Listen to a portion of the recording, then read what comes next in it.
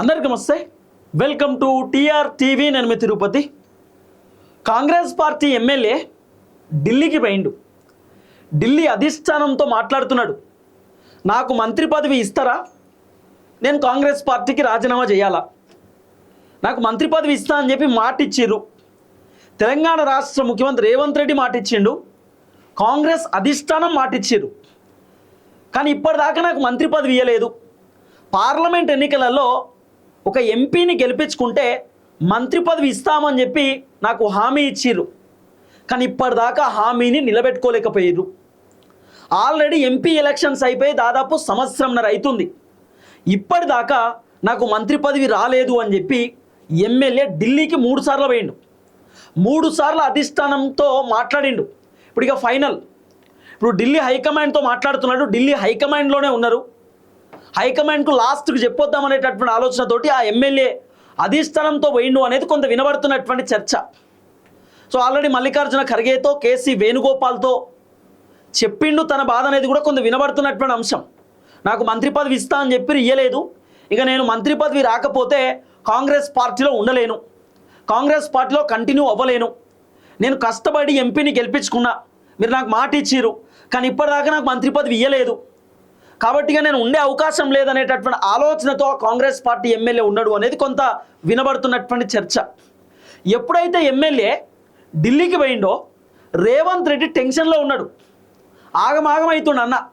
ఈరోజు నల్గొండలో రేవంత్ రెడ్డి ఒక భారీ బహిరంగ సభ పెడుతున్నాడు. ఆ ఎమ్మెల్యే కూడా ఉమ్మడి నల్గొండ జిల్లాకు సంబంధించినటువంటి వ్యక్తి.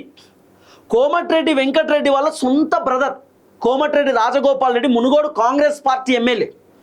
రాజగోపాల్ రెడ్డి మరి నల్గొండలో రేవంత్ రెడ్డి భారీ బహిరంగ సభ ఉంటే రాజగోపాల్ రెడ్డి ఎందుకు ఢిల్లీకి పోయి వస్తున్నాడు?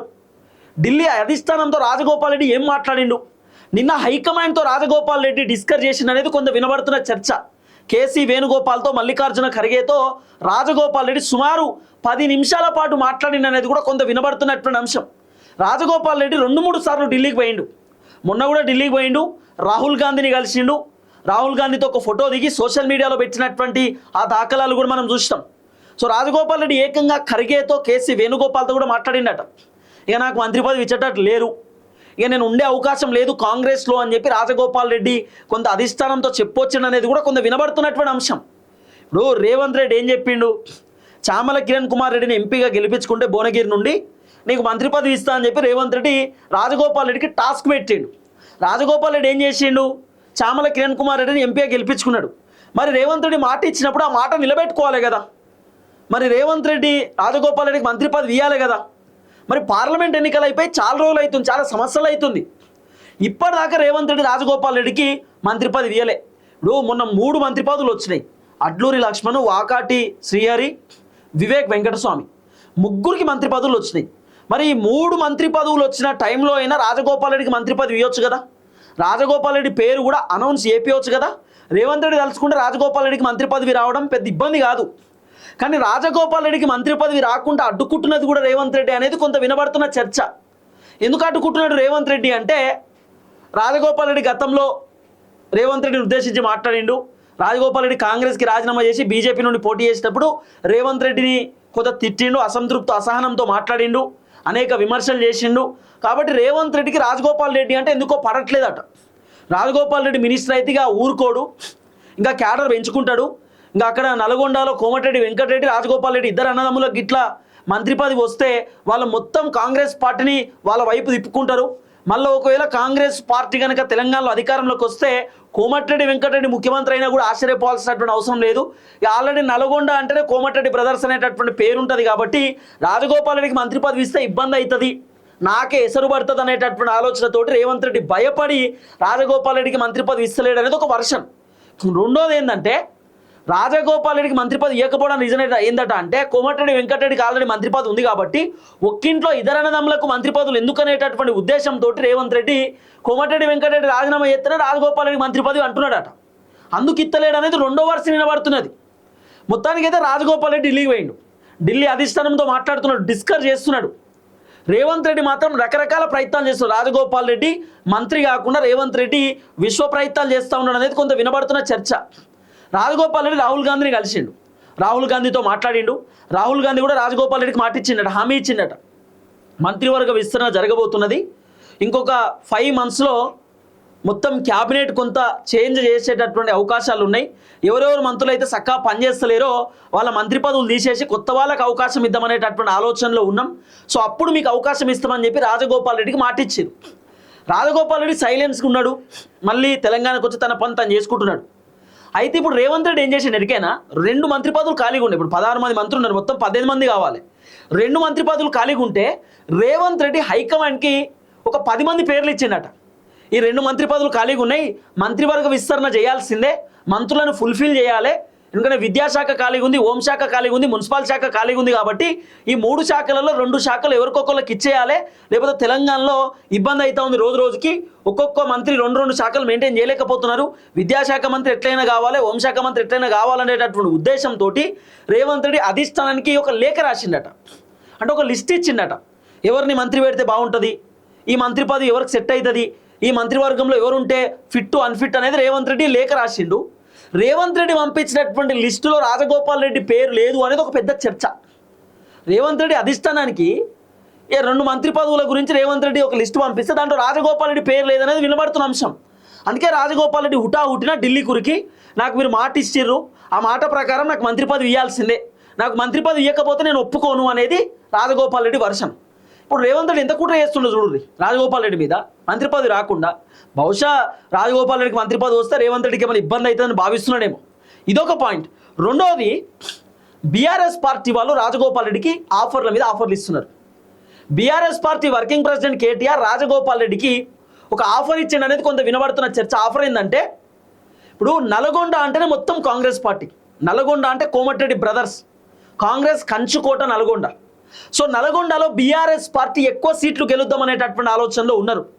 మరి బీఆర్ఎస్ పార్టీ ఎక్కువ సీట్లు నల్గొండలో గెలవాలంటే ఖచ్చితంగా కోమటిరెడ్డి వెంకటరెడ్డితోటన్నా సాధ్యమవుతుంది, రాజగోపాల్ రెడ్డితో అన్న సాధ్యమవుతుంది.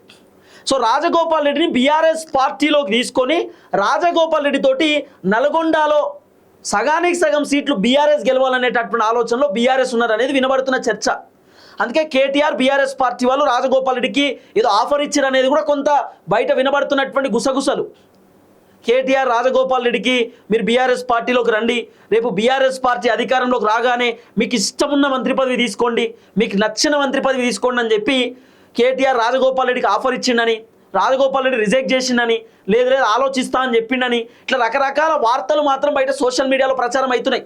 రకరకాల చర్చలు బయట సోషల్ మీడియాలో రాజకీయ విశ్లేషకులు రకరకాలుగా డిస్కస్ చేసుకుంటున్నారు. ఇది ఎంతవరకు వాస్తవం తెలియదు కానీ రకరకాల చర్చలు అయితే నడుస్తున్నాయి. రాజగోపాల్ రెడ్డి మ్యాక్సిమం బీఆర్ఎస్ పార్టీలో పోయినా ఆశ్చర్యపోవాల్సినటువంటి అవసరం లేదనేది ఒక చర్చ అయితే నడుస్తుంది. ఇప్పుడు రాజగోపాల్ రెడ్డి బీఆర్ఎస్లో పోతే ఉమ్మడి నల్గొండ జిల్లాలో 10 నియోజకవర్గాలు 12 నియోజకవర్గాలు ఉంటే రాజగోపాల్ రెడ్డి నల్గొండలో ఉన్నటువంటి కాంగ్రెస్ని మొత్తం బీఆర్ఎస్ లెక్క మార్చవచ్చు, రాజగోపాల్ రెడ్డితో అవుతుంది. రాజగోపాల్ రెడ్డి బీఆర్ఎస్ పార్టీకి సంబంధించినటువంటి ఎమ్మెల్యేలను ఒకవేళ రాజగోపాల్ రెడ్డి బీఆర్ఎస్లో పోతే గెలిపించుకోగలుగుతాడు. చామల కిరణ్ కుమార్ రెడ్డిని రాజగోపాల్ రెడ్డి గెలిపించిండు, చామల కిరణ్ కుమార్ రెడ్డిని ఎంపీ చేసిండు రాజగోపాల్ రెడ్డి. అట్లాంటి రాజగోపాల్ రెడ్డి బీఆర్ఎస్ పార్టీలోకి పోయి బీఆర్ఎస్ పార్టీ ఎమ్మెల్యేలను గెలిపించుకోవడం పెద్ద లెక్క కాదు, నల్గొండ నుండి గెలిపించుకోగలుగుతాడు రాజగోపాల్ రెడ్డి. కాబట్టి బీఆర్ఎస్ పార్టీ రాజగోపాల్ రెడ్డికి ఒక ఆఫర్ ఇస్తారు. ఆఫర్ అంటే రమ్మని చెప్తున్నారట, బతలాడుతున్నారట, మీరు రండి బీఆర్ఎస్ పార్టీలోకి బాగుంటుంది, మీరు వస్తే మంచిగా ఉంటుంది, మీకు కాంగ్రెస్ పార్టీ కావాలనే మంత్రి పదవి ఇస్తలేరు, గుర్తిస్తలేరు, సో మీరు బీఆర్ఎస్లోకి వస్తే మీరు నల్గొండలో బీఆర్ఎస్ని కొంత గట్టిగా చేస్తే రాబోతున్న ఎన్నికలలో నల్గొండలో బీఆర్ఎస్ పార్టీకి ఎక్కువ సీట్లు వస్తే మీకు ఏ మంత్రి పదవి కావాలంటే ఆ మంత్రి పదవి తీసుకోండి, మీకు ఇష్టమున్న మంత్రి పదవి తీసుకోండి, ముఖ్యమంత్రి మినహాయిస్తే హోంశాఖ కావాలన్నా, విద్యాశాఖ కావాలన్నా, మున్సిపల్ శాఖ కావాలన్నా, ఏది కావాలంటే అది తీసుకోండి, మీ ఇష్టం అని చెప్పి రాజగోపాల్ రెడ్డికి బీఆర్ఎస్ పార్టీ కొంత ఆఫర్ ఇస్తూ ఉన్నారు, మాట్లాడుతూ ఉన్నారు, ఆల్రెడీ చర్చలు నడుస్తూ ఉన్నాయి అనేది కూడా కొంత వినబడుతున్నటువంటి అంశం. కానీ రాజగోపాల్ రెడ్డి అంత ఈజీగా యాక్సెప్ట్ చేయకపోవచ్చు, ఎందుకంటే రాజగోపాల్ రెడ్డి గతంలోనే కాంగ్రెస్ పార్టీకి రిజైన్ చేసి భారతీయ జనతా పార్టీలోకి పోయిండు, భారతీయ జనతా పార్టీ నుండి రాజగోపాల్ రెడ్డి ఓడిపోయిండు ఉప ఎన్నికలలో. రాజగోపాల్ రెడ్డి బీజేపీ నుండి ఓడిపోవడానికి చాలా కారణాలు ఉన్నాయి. కేసీఆర్ బీఆర్ఎస్ పార్టీ ఎమ్మెల్యేలను మొత్తం ఒక్క రాజగోపాల్ రెడ్డిని ఓడించడానికి కేసీఆర్ బీఆర్ఎస్ పార్టీ వ్యవస్థను మొత్తం వాడుకున్నాడు.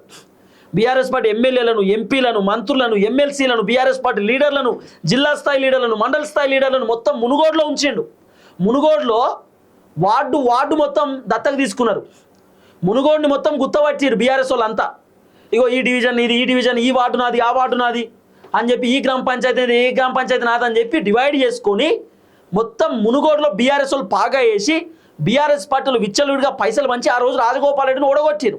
ఇది ఓపెన్ ఫ్యాక్ట్ కదా. ఈరోజు రాజగోపాల్ రెడ్డి బీఆర్ఎస్ పార్టీలోకి వెళ్ళి పోటీ చేసినా, కాంగ్రెస్లోకి వెళ్ళి పోటీ చేసినా, బీజేపీలోకి వెళ్ళి పోటీ చేసినా, రాజగోపాల్ రెడ్డి ఇండిపెండెంట్ పోటీ చేసినా రాజగోపాల్ రెడ్డి మునుగోడు నుండి గెలుస్తాడు. ఎందుకు రాజగోపాల్ రెడ్డి మునుగోడు నుండి గెలుస్తాడు అంటే రాజగోపాల్ రెడ్డి సొంత పైసలతోటి ఆయన అద్భుతమైనటువంటి కార్యక్రమాలు చేస్తున్నాడు. రాజగోపాల్ రెడ్డి సొంత పైసలతోటి స్కూల్ కట్టిస్తున్నాడు, రోడ్డు వేపిస్తున్నాడు, ఇల్లులు కట్టిస్తున్నాడు, తన సొంత పైసలతోటి చాలామందిని చదివిపిస్తున్నాడు, తన సొంత పైసలతోటి దవాఖానలో చూపిస్తున్నాడు చాలామందిని.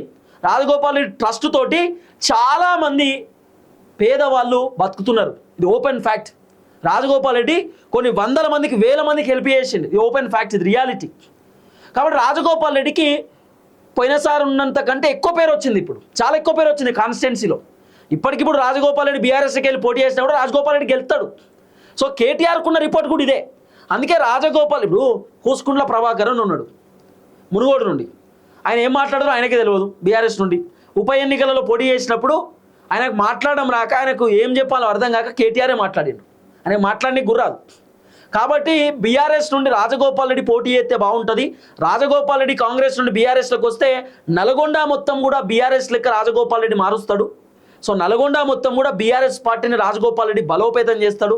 బీఆర్ఎస్ పార్టీని రాజగోపాల్ రెడ్డి నల్గొండలో బలం చేకూరుస్తాడు. కాబట్టి సో రాజగోపాల్ రెడ్డిని బీఆర్ఎస్లోకి లాక్కుందామనేటటువంటి ఆలోచనలో బీఆర్ఎస్ పార్టీ ఉన్నట్టుగా కూడా కొంత వినబడుతున్న చర్చ. ఇప్పుడు for example Jagtial Congress party senior leader Jeevan Reddy బీఆర్ఎస్లోకి వచ్చిండు. జీవన్ రెడ్డి ఇప్పటికిప్పుడు ఎన్నికలు వచ్చినా జీవన్ రెడ్డి జగిత్యాల నుండి గెలుస్తాడు. 2028లో కూడా జీవన్ రెడ్డి జగిత్యాల నుండి గెలుస్తాడు. జీవన్ రెడ్డి ఒక్కోటి చేయబట్టి మొత్తం ఉమ్మడి కరీంనగర్ జిల్లాలో ఉన్నటువంటి నియోజకవర్గాలలో సగానికి సగం బీఆర్ఎస్ గెలిచే అవకాశాలు కూడా ఉన్నాయి. ఎందుకంటే జీవన్ రెడ్డి అట్లా ట్రెండ్ సెట్ చేస్తున్నాడు. జీవన్ రెడ్డి ట్రెండ్ని చిన్నగా ముందుకు తీసుకొస్తున్నాడు. కాబట్టి మ్యాక్సిమం ఇక్కడ మునుగోడులో కూడా రాజగోపాల్ రెడ్డిని బీఆర్ఎస్లోకి తీసుకుందామనే ఆలోచనలో ఉన్నట్టుగా వినబడుతున్న చర్చ. ఆల్రెడీ రాజగోపాల్ రెడ్డితో మాట్లాడుతూ ఉన్నారు బీఆర్ఎస్లో అనేది కూడా కొంత వినబడుతున్నటువంటి అంశం. కానీ రేవంత్ రెడ్డి టెన్షన్గా ఉన్నాడు.